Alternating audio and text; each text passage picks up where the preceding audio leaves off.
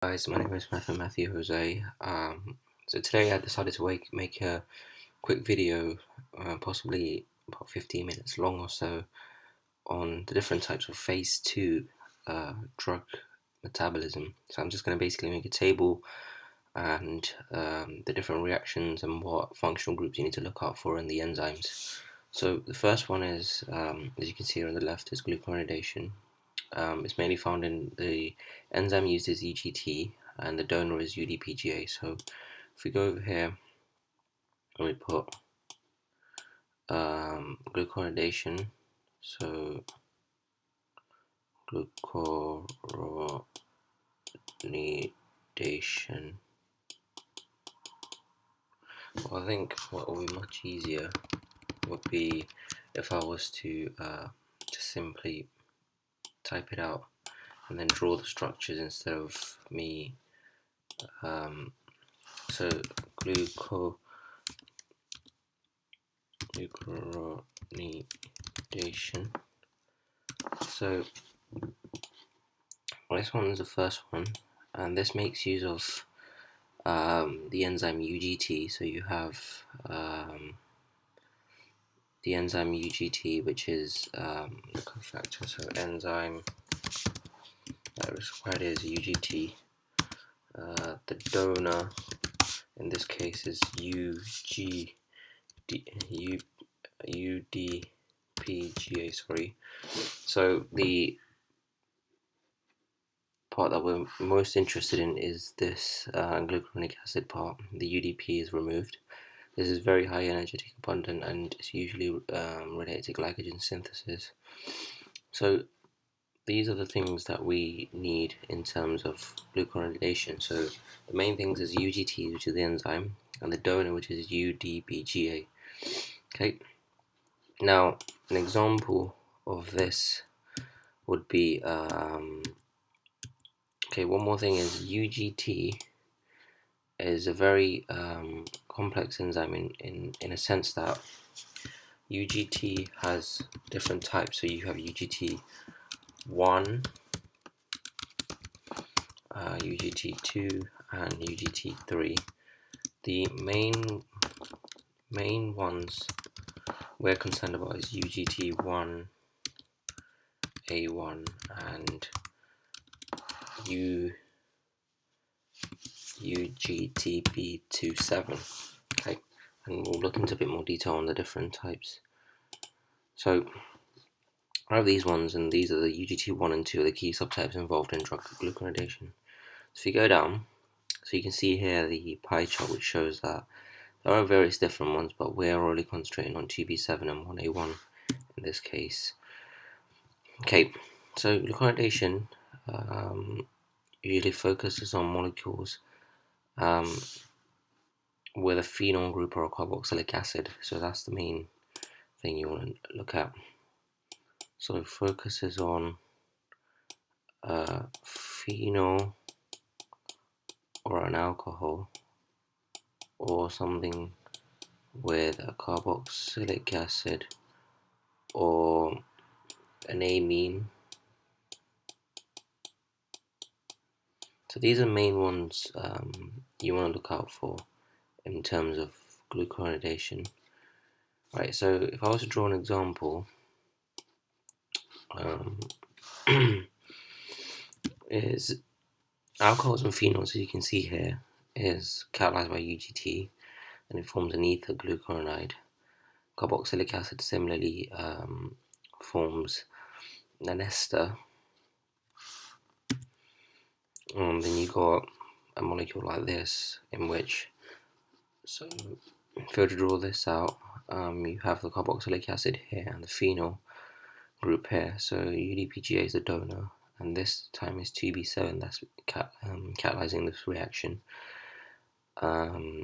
So to give you which enzyme to use, if I was to, sorry, UGT1 is used when you have PARACETAMOL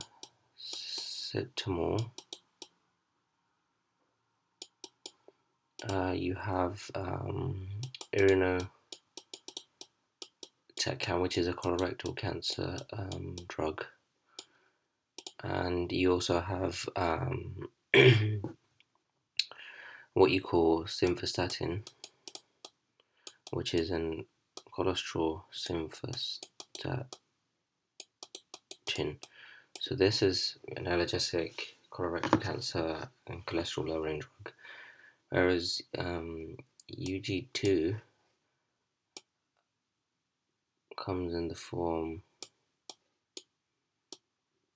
mainly for like normal reactions such as salicylic acid here with the carboxylic acid on and the phenol group here. So this is catalyzed. So what you get is things like sally, aspirin,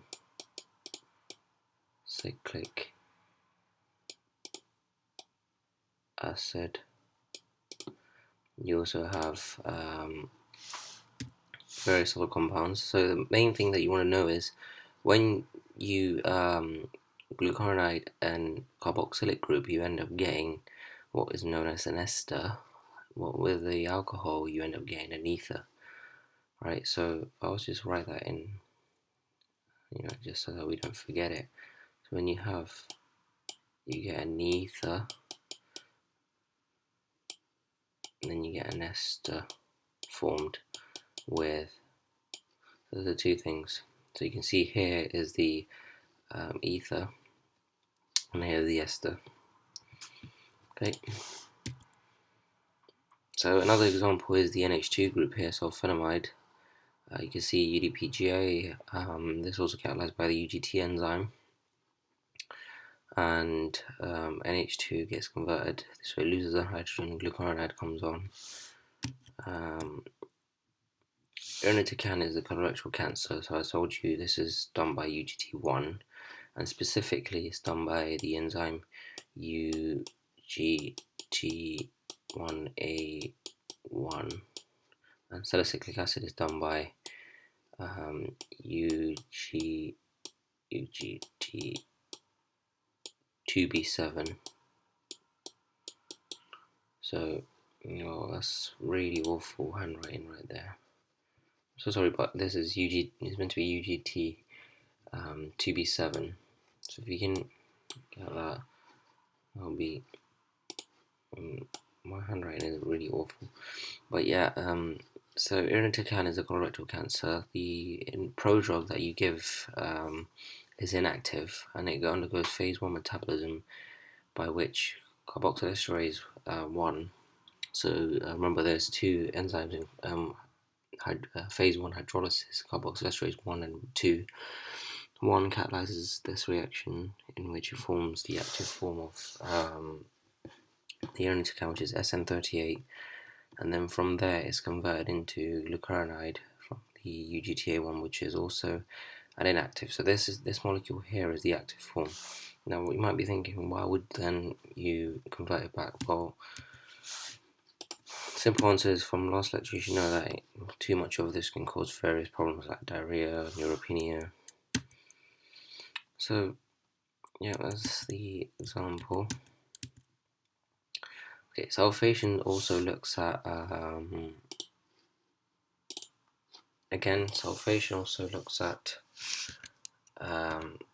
okay, something has happened here.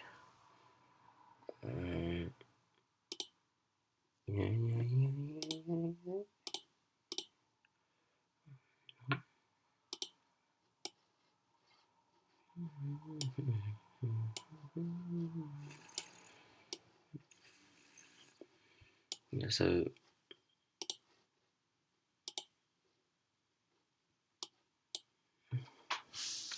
sulfation is the next type of reaction that we want to look at. So after this one, first just delete that one. I'm not so good with computers.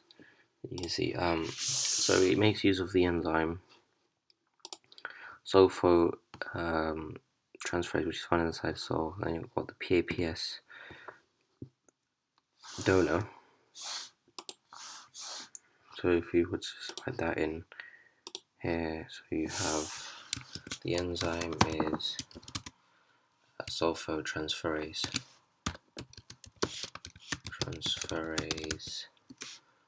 and donor is PAPS.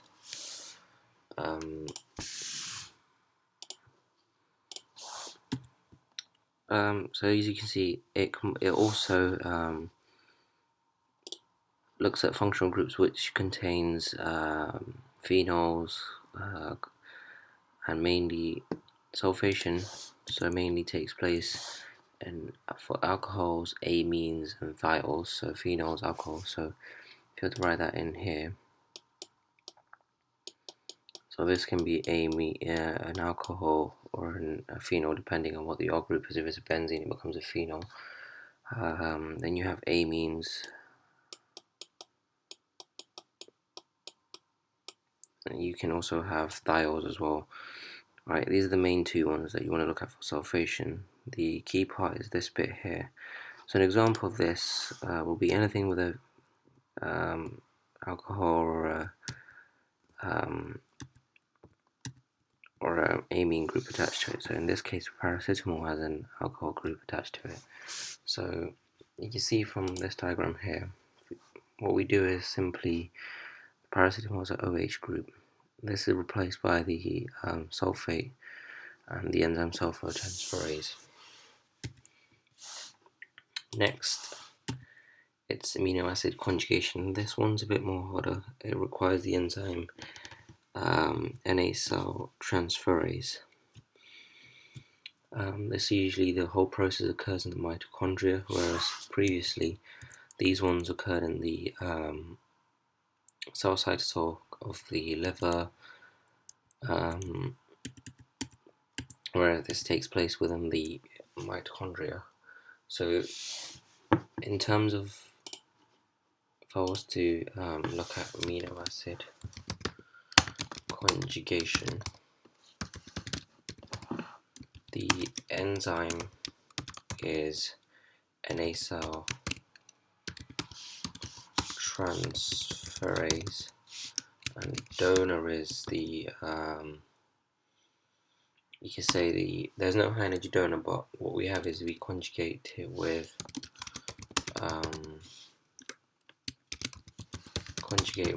amino acid, glycine, taurine, and glutamine. So you can either be one of them, and a reaction occurs in mitochondria.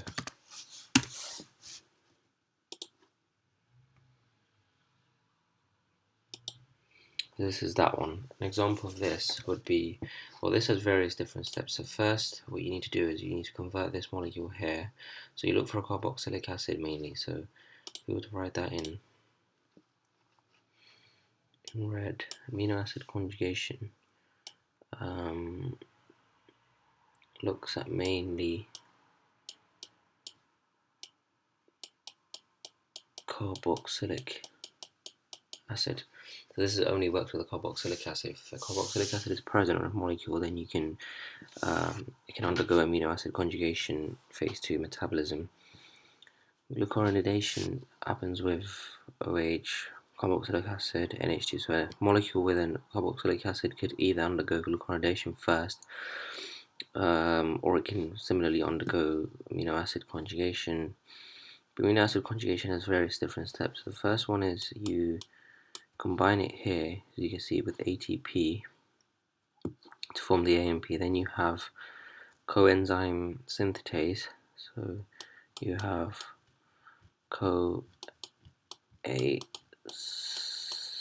synthetase, which is very important, and then you have something which forms an intermediate known as the acyl-CoA intermediate.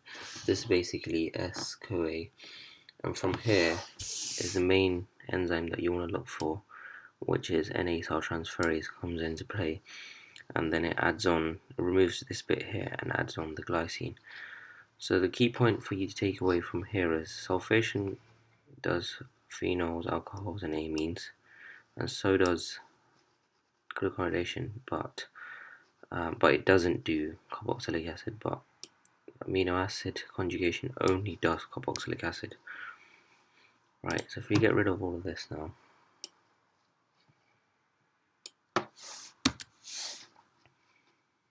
okay, so an example of this is salicylic acid. So you can see here it can either undergo glucuronidation because it has both a carboxylic acid and an OH, or it can, because it has and it can undergo sulfation, or it can undergo amino acid conjugation via the carboxylic acid molecule there. So first, what happens if I was to draw this salicylic acid cycle out?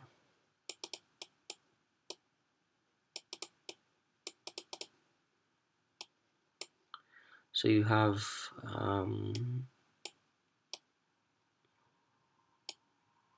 molecule. This is the initial molecule. Sorry guys. So first what happens is it gets converted by ATP. So this bit changes into okay, we'll keep the base color the same. This bit remains as so you have AMP added here, and the OH remains. So from there, you then have the coenzyme CoA synthetase,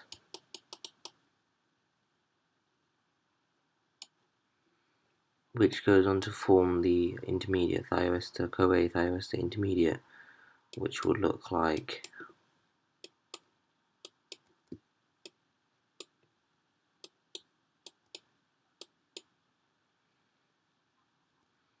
so you can remain, the OH remains, but the carboxylic acid now is changed into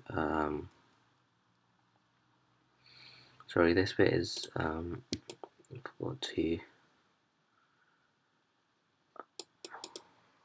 it's not meant to be like that. It's actually meant to be, the H is removed, so you have the double bond O, and then S, AMP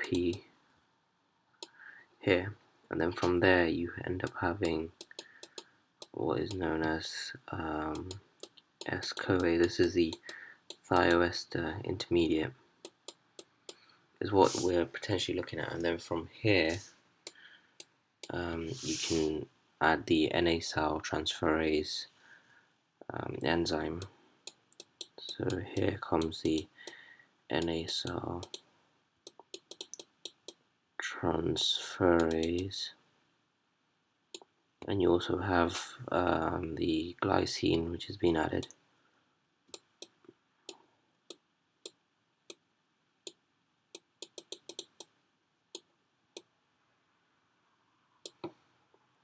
And this then goes on to form, replaces this bit here, and the glycine is added to this bit here. So that's the overall pathway of how salicylic acid amino acid conjugation takes place. So it's not fully shown here, but this is what actually happens. If we get rid of all of this. Now, so the key point is that you need to remember that this takes place in the mitochondria. Now the next process is known as acetylation. So this is simply it only works for, so if I was to put acetylation,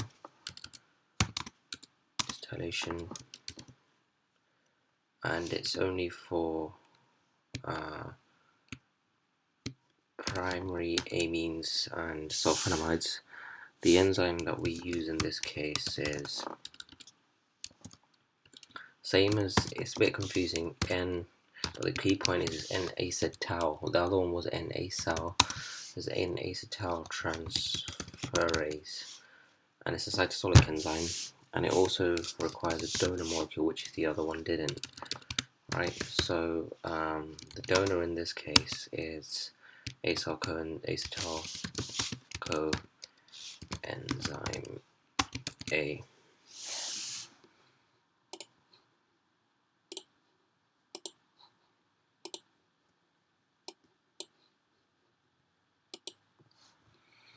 So, like I said, acetylation can occur in groups which are primary amines mainly.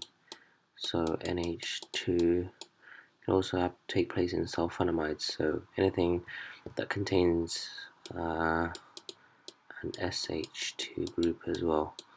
So this is the main part that you want to look for, and the enzyme that catalyzes the reaction is found cytotolically, which is N-acetyltransferase, and the donor is acetyl coenzyme A. So for example, in a reaction shown here, you got the primary amine.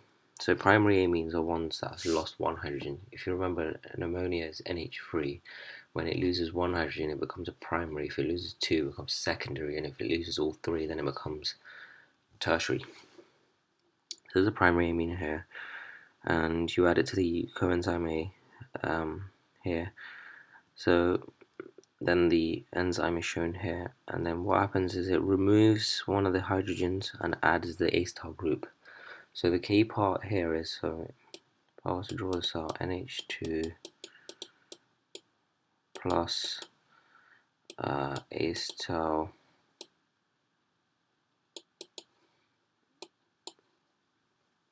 CoA,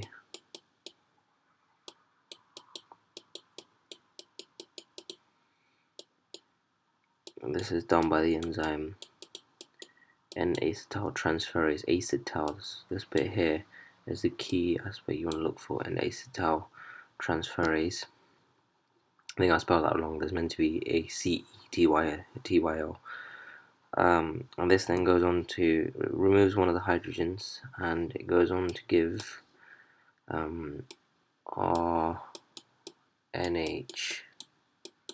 and it's bound onto the acetyl part, which is the this bit here, and this is represented via C double bond O and a methyl group. So this bit here is key. So if you forget to draw this out, then you'll get the answer wrong, and then you're left with just the CoA SH as the byproduct. So this is the acetyl part which you're adding on to the molecule. So that's the key fundamental thing that you need to remember. Now, acetyl again, before we move on, acetylation is only for primary amines. So primary amines, and it can also be for sulfonamides.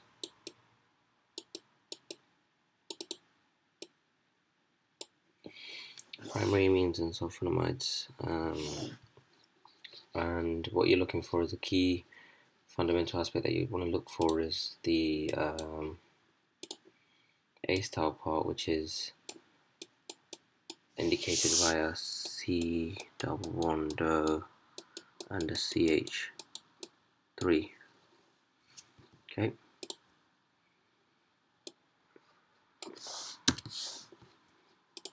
The problem with acetylation is it decreases of water solubility, and which means that it's less excretion is decreased, and this can then build up in your renal system, which leads to renal toxicity. The next process is known as methylation.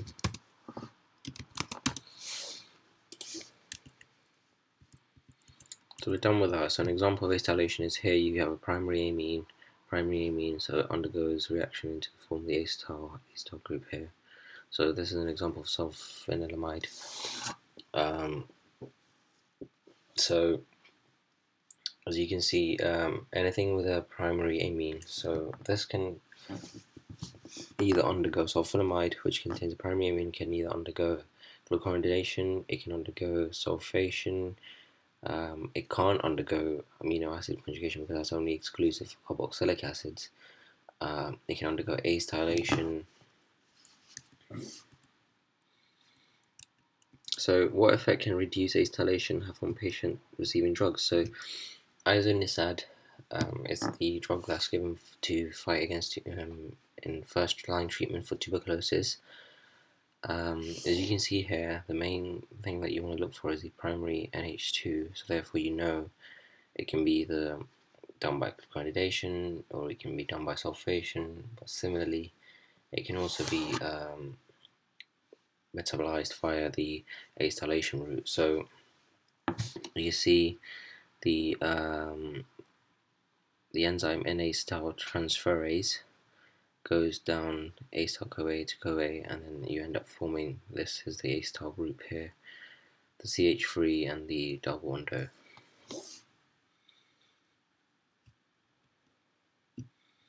Now, slow acetylators have poor function of NAT enzymes, increase the risk of hepatotoxicity.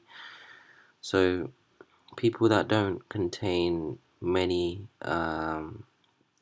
active form of this enzyme here usually end up hydrolyzing isoniazid to hydrazine, which is hepatotoxic. Okay.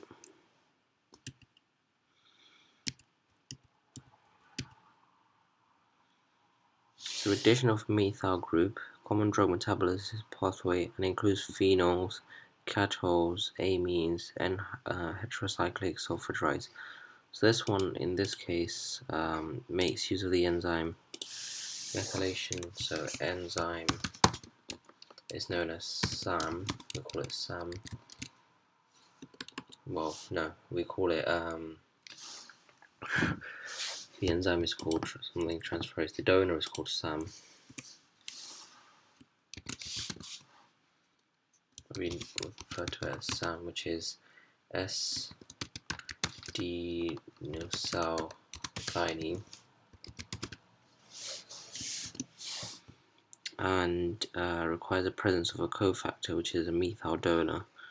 So this is the donor is SAM, which is a methyl active group, and this is the molecular structure of what SAM looks like. So what you're interested in is just removing that CH3. It's what we need of this whole molecule here. Catalyzed by methyltransferase enzymes. Large family of enzyme methylation.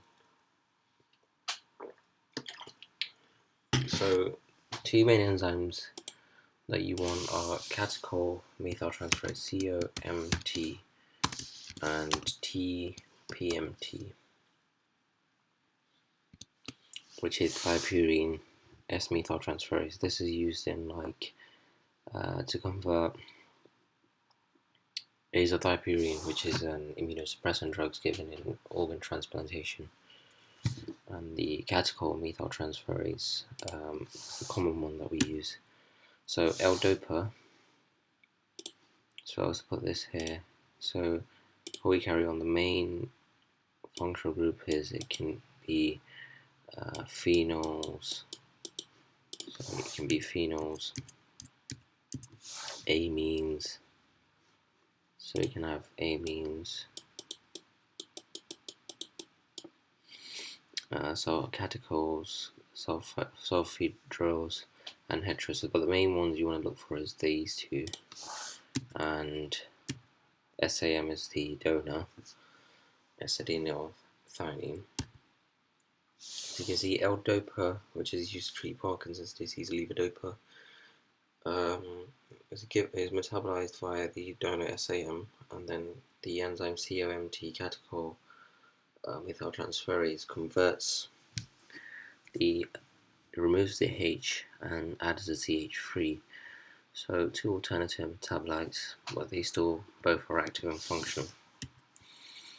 The TPMT is used in azathioprine, which is initially what happens is the removal of this group here, and then from here you can have the active form, which is methyl 6-MP transferase via reduction, or you can have sanandine oxidation is another process that happens in phase 1 to form 6-diuric acid. Now, this 6-MP, mercaptopurine, so 6-MP, methyl 6-MP can cause various different. So what you want to look at here is the SH part. So this is, forgot to mention, is there's the CH3, there's a methyl group added to it. So if you remember back, one of them was sulfhydryl. So this is an example. So anything with an SH. So if we want to add that to our group as well.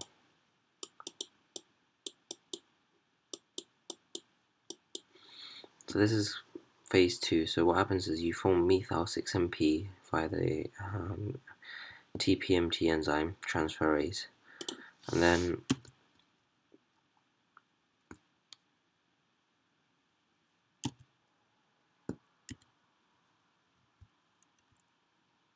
so you get from here to there. So this is the inactive form.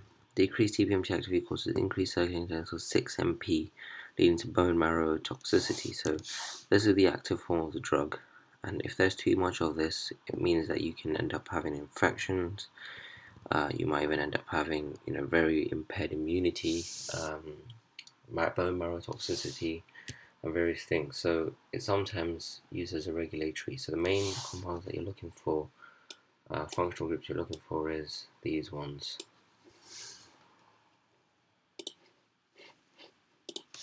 Getting back to glutathione conjugate, looks at epoxides and tripeptide, and it makes use of this molecule here known as tripeptide, so glycine, glutamine, cytosine, glycine, epoxide, and quinone.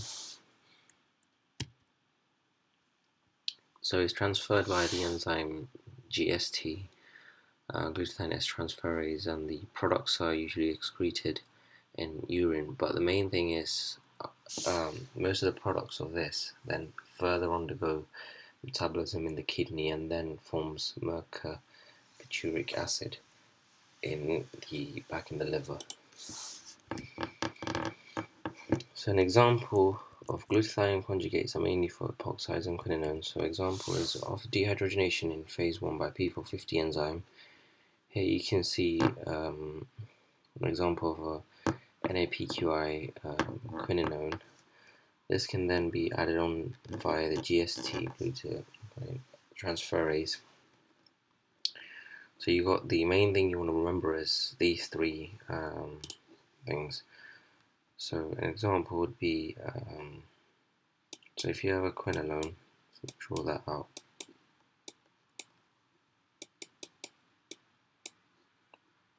And you have NCOCH3. Right, this is the double bond O, so it represents that this is a quinolone. What happens now is you can have the GST enzyme, so make sure you write that in, and you end up having the donor, which is the glutathione and gly, which is bound to SH. This then goes and attaches onto a molecule here, which removes the double bond to form glutathione conjugate.